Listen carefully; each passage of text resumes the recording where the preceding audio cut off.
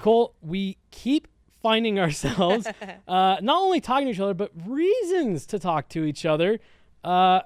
Back-to-back Walter Cup champions. When you and I first started talking about this, you were like, I don't really know how to act, been Olympic teams and things like that. Do you know how to act about it this year? Yeah, I think second time around got a little bit better feel of how you celebrate with the cup, and it was a really cool experience. In some ways similar to the first time, and some ways a lot different. So, it was a really fun run, and just kind of excited to once again have the chance to share Walter with Denver. Yeah, and we're going to talk about being in Denver, and we have to talk about the final in particular, but you guys' run in general. But I think it was February of last year. Mm-hmm. I met you in Ottawa, and the season had just gotten going, and that was kind of what we were talking about of like, okay, well, you spent this whole time getting the league pulled together. What's it like? And I can't believe that we're sitting here talking over the Walter Cup for the second time in a row. I can't imagine how you're feeling. What has it been like the last 2 years?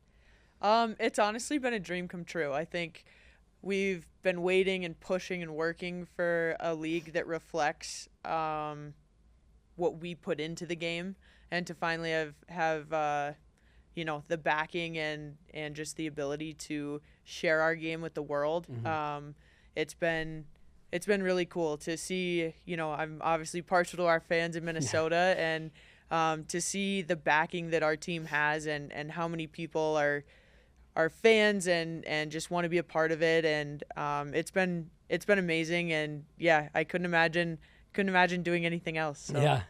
Is it one of those things where has it exceeded your expectations, or like when we talked when you came to Denver of like, no, I knew this is what it was going to be. We just needed, like you said, the opportunity to show everyone.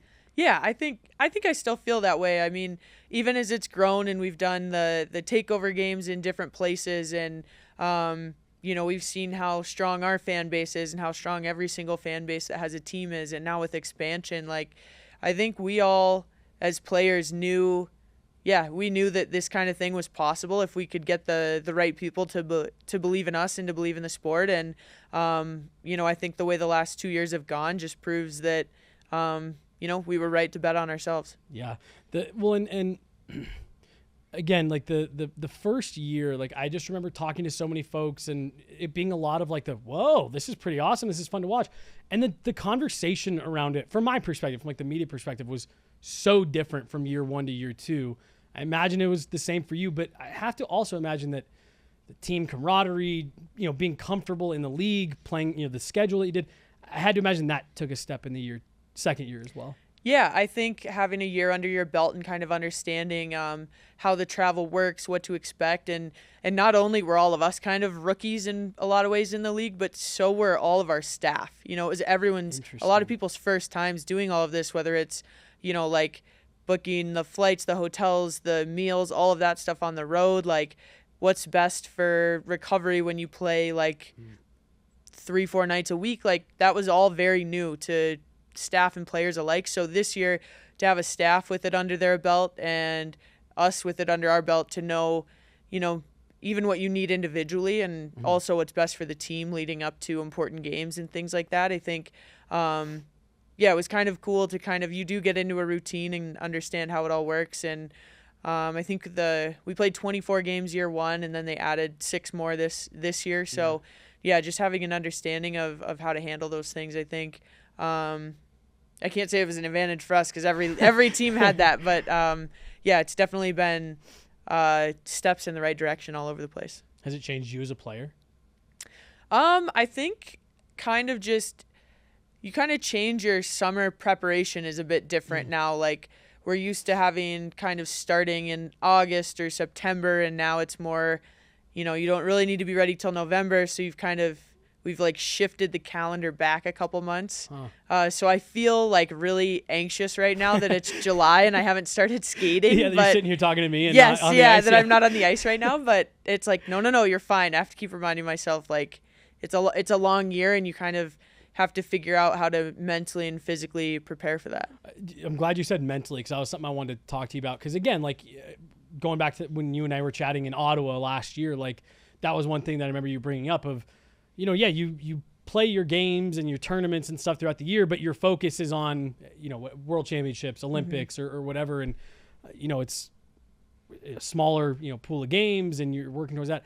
How has the mental side of all this changed for you, let alone, and once we, get into the playoffs and stuff like that, but just having that little bit more of a grueling schedule. And I'm assuming games are only going to be added as the league expands and all that. Yeah, I think it's in some ways it's a good thing, because when you've played a game that night, whether it was good or bad, like you're playing again in 2 or 3 nights. So you have to shift that focus so quickly to the next thing that there's not a ton of time to dwell on something bad that happened or get too overexcited about, something good that happened, which I think, our team as a whole does a good job. Our staff does a good job making sure we kind of stay grounded and taking things one game at a time. And so, yeah, and I think that makes a huge difference when you kind of have everyone on that same page. And, we kind of always say, like, in some ways it's a great thing it's a long season. In other ways it's a bad thing it's a long season. But, if you have one of those nights it's not good, you're going to get another shot at it in a few days. So I think in that way, like, the mental side of it's easier in some ways as the season starts to feel long, and you have to have in mind, like, okay, when do I need to kind of take a step back for a day, or like go do something that's not hockey on an off day, or, kind of mentally get away from it, even in these like small windows of time where you don't have a ton of breaks. So I think that was kind of good, I think, to learn those things in year one. And then as more games get added, like, you've still got the experience of, and carry that into the next year. Yeah. Jared Bednar told me once, it's great to learn lessons while you're winning. And that's a lot of what you guys did in year one. Let's just get into it. You and I were kind of laughing and joking before we started. Tiebreaker gets you guys in. What is it about having your backs against the wall? Yeah, I don't know. Because it was a little bit different last year. We came back from the Worlds break and we needed 1 point in 5 games to just get into the playoffs, and we could not figure it out. We could not do it to save our lives. And then it was like, we were fortunate that Toronto won a game and that put us in. And then it was like, okay, now we go. And it was like a flip the switch a little bit. And then this year we were on the outside looking in with 3 games left, and we had to win 2 of the 3 in regulation. And it was the last. We ended up losing the first one in New York, and then we played Boston and Ottawa, and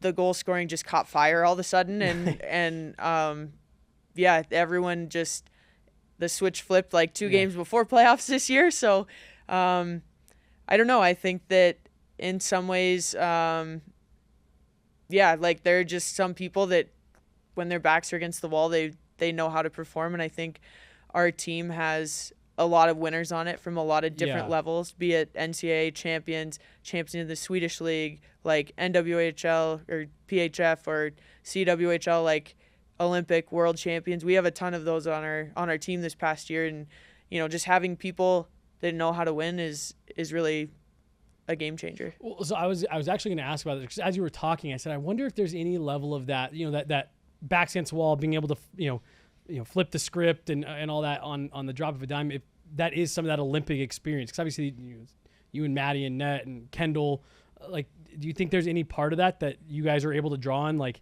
hey, we're used to doing this in, an 8-game schedule or 7 games or whatever, being able to operate in those small windows, or am I reaching on that? I don't know. I think, like, definitely for women's hockey, the PWHL is really the first time a lot of people have, like, a playoff series that's 5 games, as opposed to, like, the NCAA is one and done, like World Championships ends up being one and done, like all those kind of things. So I think I think that's why our team does so well, when we kind of, like, our mentality the first year, our saying as we went on in playoffs and things was win 1 game. And it was just like to just keep breaking it up into those little chunks, makes the job seem not as big and daunting if you're just focused on the one little thing. So I think in some ways, like, to have, okay, we have 2 games, this is exactly what we need to do.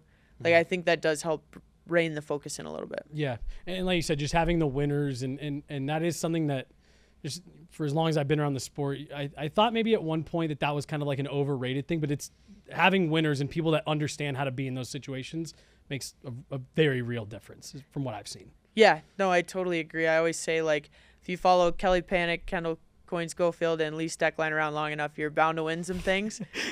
So you know, that's kind of my philosophy, at least, is if you're around those three, you're probably in pretty good shape. Good shape.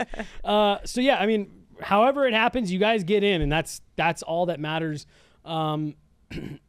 It's Toronto in the first round, 3-1 in that series. But I want to talk about the finals because I don't know if I can't think of the last series that I saw at any level that went every game to overtime.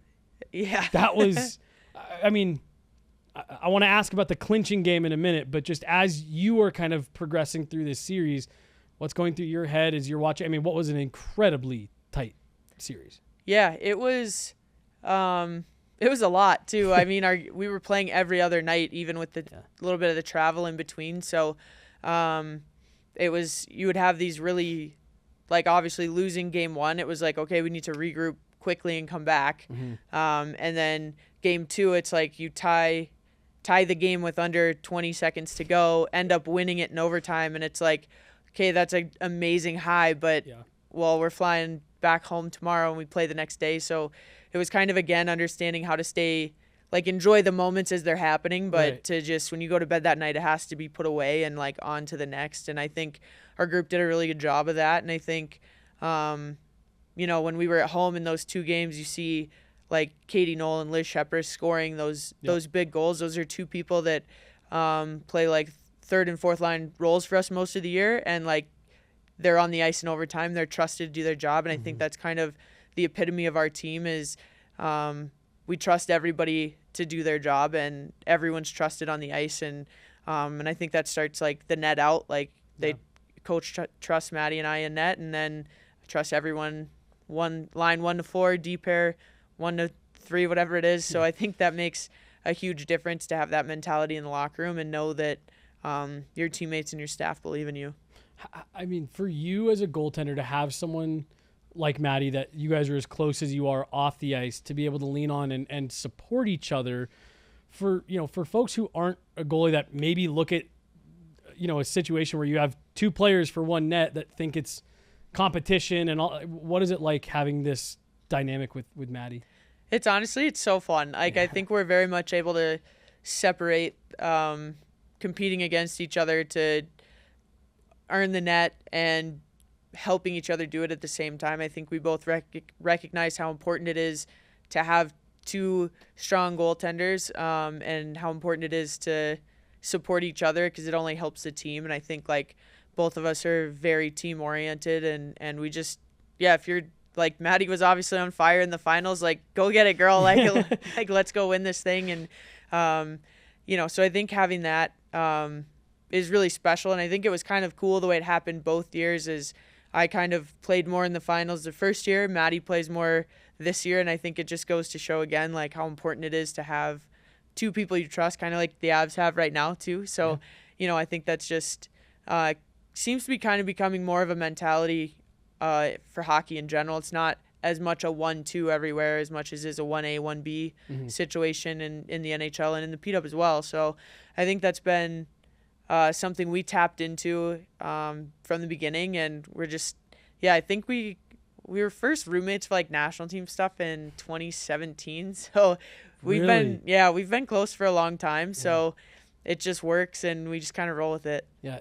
I like the Avs goalie tandem. They don't have two gold medalists in net, all right, but no, it is so funny because you've probably heard me talk about it before. I think it's really hard to make a 1A, 1B situation work, because there can be some of that, like, one goalie starts to struggle and the camera cuts to the backup when the puck goes in or whatever. So I do think, like, you guys are such a great example of, like, no, there's got to be synergy there, and you've got to be able to work with each other and push each other, and you guys having that background I think obviously helps. But it's one of the things I've been fascinated with your guys' team is how you make that work. And then I'm sure that also helps, you deal with the injury this year. I'm sure having someone like Maddie, again, lean on and feel confident and makes you feel like you don't have to rush back or put yourself in a situation you don't want to. Yeah.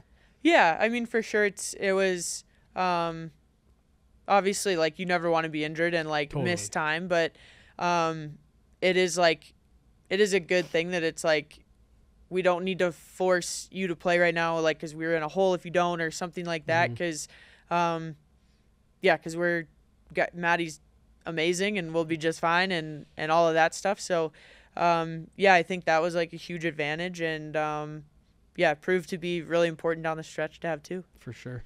Okay, let's get into these overtime games in particular. So the triple overtime game, I believe that was the same night as one of the Avs games in Dallas. So there was actually a handful of us who were watching it on our computers, and it was actually funny because with every overtime period that it went later, you just started seeing it pop up on more screens in the press box. I believe that ended up being the longest game in PW history. Is that right? I think Ottawa played in another one against Montreal in their first round. Yep. I think that one was. Did that one go to 4? That one might have gone to 4. That went 4, yeah. Yeah. But, I mean, either way, a triple OT game in the final is ridiculous. What was that night like for you? Well, we were really thankful that it was like I think it was a 5 p.m. start rather than like a 7 p.m. start. It was kind of funny is like you kept coming back out to the ice and you're like, all right, people are still here. Like we're still doing this. So there was a little humor in it, but it was just one of those things where, I think Michaela Cava coined the term frostery this year. She was like, all right, who's going to do it? Who's going to go down in frostery with this goal right here? Like, let's get it. So that was kind of, one of those pick-me-up things you're kind of doing between periods. You've got, like, they're coming in with all of the electrolytes and eat this, eat that, get sugar, do this, do that. And, so it was crazy to just how long it was, how long it went. And, I got to enjoy watching phenomenal goaltending at both ends. So if there's going to be a 6-period game, that's how I'd want it to be rather than crazy scoring personally. But, and you come back in after and you're so excited. And we came back in and there's just pizza boxes everywhere. And they had ordered in smoothies and all this stuff. And they're just like, eat everything, eat it right now. Like, no, don't even cool down first. Get this in your system and get home. Like it was kind of crazy. It was just so different than anything I've ever been a part of. So it was pretty cool. And then, like you said, the craziness about that is like, yep, cool, 1 day recovery, and then let's get back at it. Yeah. As the clinching game goes into overtime, how much is the incident from last year going through your head? Well, or is it at all? No, I don't think it was. I don't think like the incident was, but they had told us before that game, like there's a list of things they kind of read you, like if you win, this and this happens, if like whatever. And it's one of those things where like me as a player, I'm like I barely listen to that stuff because I'm just like, no, we're just gonna focus on like what's going on right here. But one of the things that was said was if the game goes to overtime, like do not leave the bench. Oh. Like, and we were like, oh, I wonder where that rule came from. And so then you can kind of see it if you watch the replay of everyone coming on the ice. Everyone's looking around like, are we supposed to be out here? Too late. Like, we're going. So thankfully it didn't happen again. It would have been some real trauma for our fans having to deal with that for two game 4s in a row. But it was. Yeah, everyone was just, you could see it. You see everybody's head turned in the video. Like, are you going? I'm going. Okay, let's go. It's no joke. It was the first thing I paid attention to when the puck went in. I was like, all right, how do they all react? Yeah. Because and I don't know if I ever got to talk to you about that from last year. So I just, real quick, let's take a tiny little detour here. I've never seen anything like, I mean, that's the worst case scenario that everyone talks about, right? Yeah. A video replay in overtime of a cup clinching game. Just real quick, oh my gosh, how crazy was that? It feels like just yesterday that happened, honestly, because I remember, like, from my perspective, I see Soph shoot the puck in tight, I see the puck go in, and we're all rushing the bench, and Maddie and I end up hugging before we reach the group, and everyone's kind of, obviously hugging, right. Celebration, stuff's everywhere. And I kind of remember I happened to turn and I was hugging somebody and over their shoulder I could see Hillary Knight talking to the official at center ice.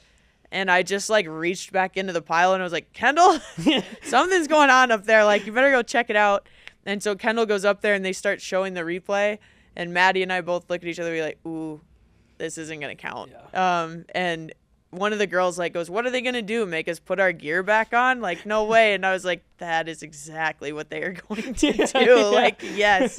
So yeah, it was towards the end of the overtime period. So it was one of those things where it was like, okay, if we can get to the locker room and just like regroup, I think we'll be okay. And I think, honestly, Elena Mueller came down and just had like a great shot over my glove, like before we were able to do that. So it was kind of weird, the on ice experience. And then the locker room, like I've never heard our locker room that quiet. Oh, I'm sure. And it wasn't like a bad quiet. It was just like a,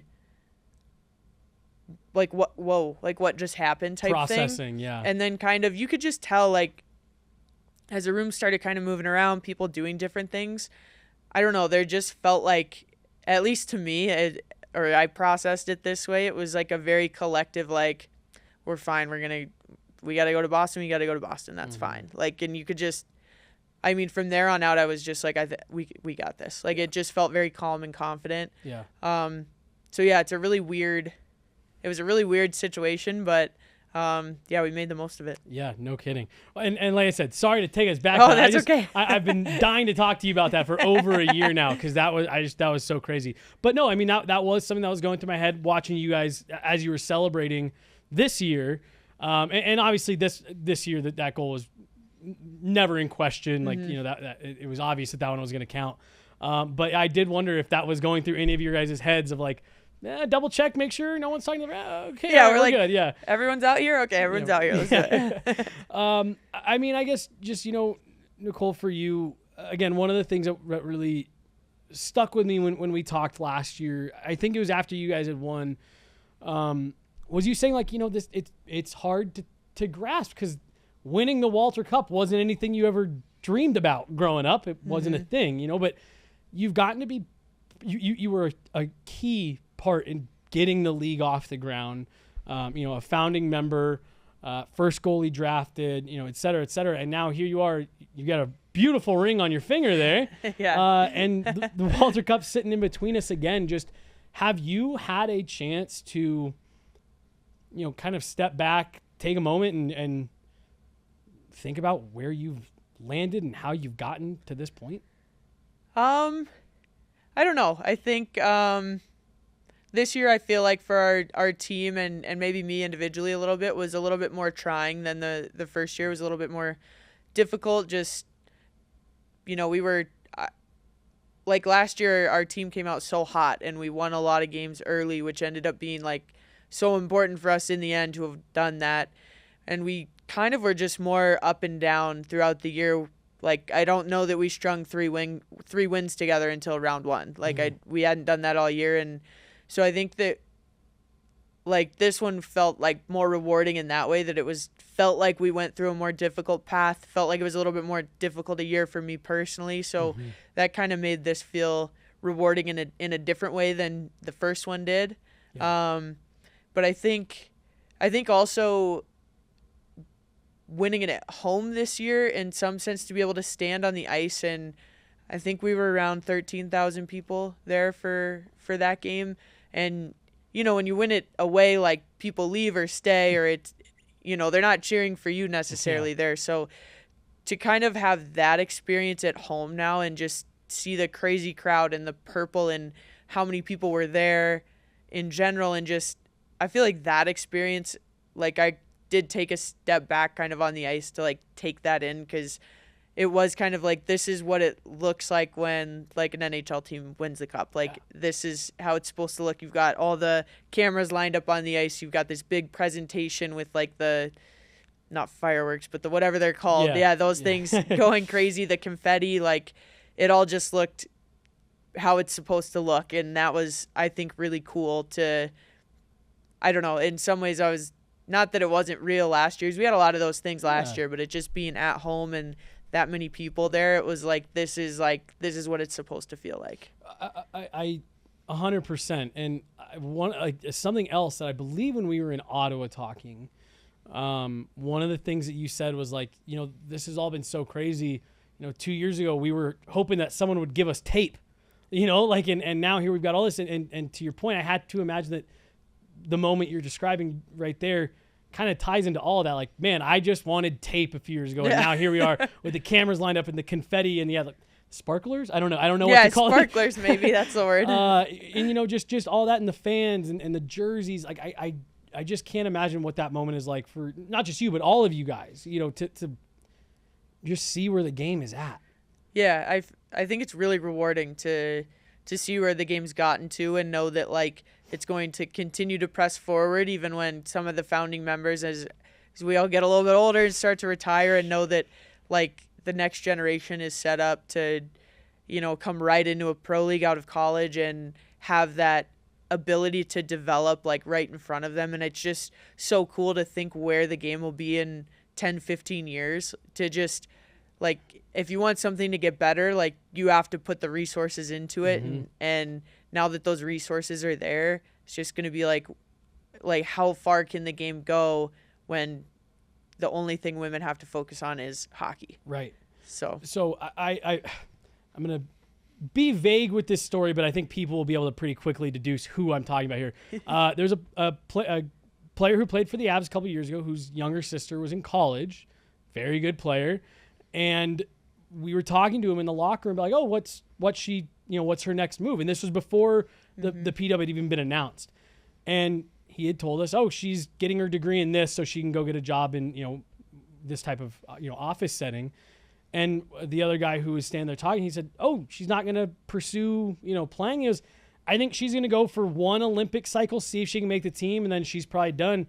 And he goes, there's just not really a path for him.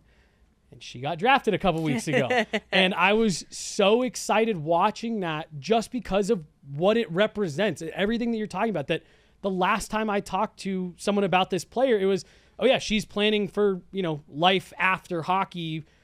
You're a college-age kid, and they're talking about planning for life after hockey, and she just got picked a couple weeks ago. Yeah.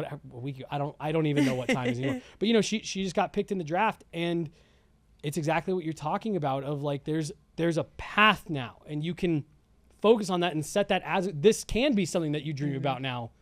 Growing up as a young woman playing hockey.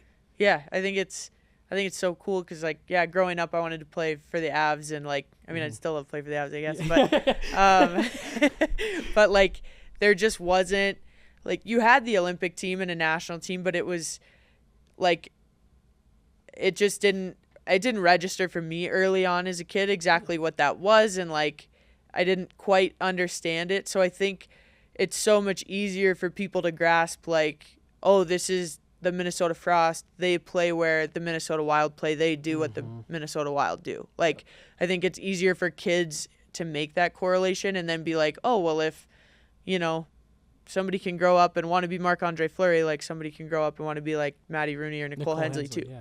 Like, so I think that's it's easier to make those connections, I think, like, then it's accessible, and it's on YouTube, it's on local TV stations in the different markets. Like, if you see it, then you've got more of a chance of people like latching onto it and wanting to be a part of it. Yeah. Than some of those things like national team levels just aren't picked up that way. Right. And like in a small way, like you can go buy a Minnesota Frost jersey, a Team USA jersey, like in the Olympic cycles, the women wear the same one as the men, and usually the World Junior guys wear that right after. And so yeah, you can go get a Nicole Hensley Minnesota Frost jersey, and like you said, that's a real tangible thing that's just different than it used to be. Yeah, and I think that it's actually been interesting to watch, like, be it young guys or girls, like, they register in Minnesota when we're going to the rink to do different things. Like, when they see the purple, it clicks with them what that is. Like, one of my teammates had told me, like, I've been carrying my USA hockey bag around for years, and I've never had anyone ask me about it. I take my Frost bag somewhere, and people are like, you play for the Frost. Yeah. And so it's just, I don't know, it just seems to register with people in a different way. And I think that's just huge for the game, to have something that you can look and see any day of the week, and it's right there in front of you. Totally. And then kind of just winding down here, fun events that you've got going on this weekend. You brought the cup back to Denver last year, and we were lucky enough to be able to hang out with you and follow you around downtown and Little Man and all that. And it seems like a lot of the stuff that you want to do is very Colorado. What does it mean for you to be able to represent this state at the level that you do, internationally and all that stuff, but now just, from the lens that you were just talking about of, it being that tangible thing and being able to be someone that, girls who are playing youth hockey here in Colorado can look up to? Yeah, I think like I love being able to say that I'm from here. I love being able to come back to Colorado and, do hockey things here and do everything else that it offers. Like, I convinced Maddie that her bachelorette party should be in Breckenridge this year. So like, I'm always putting feelers out there. But I think it's so cool to just see the game's come so far since I was a kid. There was like one girls association when I first started playing, and we didn't like know about it when I first started. So I just started playing boys, and to see now there's so many different options for girls in Colorado that's huge, because if you can get a girl to be, whether they want to play with the boys, play with the girls, do both, whatever it is, like the more options there are, the more likely you are to have more girls stay in it for longer, which is just great for the game in general. And I think I like to put a little Colorado flavor on all the things we do with Walter. So it should be a pretty fun weekend, and gonna continue to put that little spin on it. Yeah, you have to. I mean, I was telling you, I think the last time we talked, that I went through, and I don't think there's a more decorated player from Colorado, men's or women's, than you. So you gotta make sure you have that little bit of spice on there, right? Yes, always. Colorado spice. No, you just mentioned like there's they started doing girls hockey night at Ball Arena for Avs games, and like it is crazy how many programs are, like how many different jerseys. Like the number of players isn't surprising to me. It's how many programs are, because it was Colorado Women's Select when I was a kid. That was like the only program. And now there has to be a dozen different teams, programs, whatever. Yeah, it seems like it. Yeah, because even when we were here for the takeover game, I think like some people were surprised like how well the game did, and I was just like, I just wasn't like, I knew how far the game's come. I knew, like we're about to have a women's soccer team here too, so like I just knew that Denver's very much primed to be a women's sports city. And so I just wasn't surprised at all with how it did, and it was so cool to see. Because like when I was going to like national team games, when they would play, I think they played 2 or 3 here when I was growing up, and like you didn't see very many different jerseys. It was all the same one, and now there are so many, and it's cool to see how far it's come and how it'll continue to grow. Yeah, it's awesome, and that's one thing I talk about the people here. Like my number one thing is growing the game and just telling as many people as I can how awesome hockey is. Yes. And that's what we're seeing here in Colorado. That's all I got for you. Right. We're so excited to have Walter back in the house and to get to be a part of this weekend with you again. And like I was telling you, and Megan texted me while we were going here, we are all just so proud of you. You represent Colorado so well, and so yeah, it's an honor to have you here, Nicole. Oh, thank you guys. I appreciate you be willing to podcast with me every time we come back here. You have an open invite. You can be on every episode if you want. We I love that. We do need to have you on more to talk goalies and stuff like that before your guys' season gets started and all that stuff. We should. We'll do that all for right. sure. Awesome. I'm in. 2-time Walter Cup champion Nicole Hensley. Thanks so much. Thank you.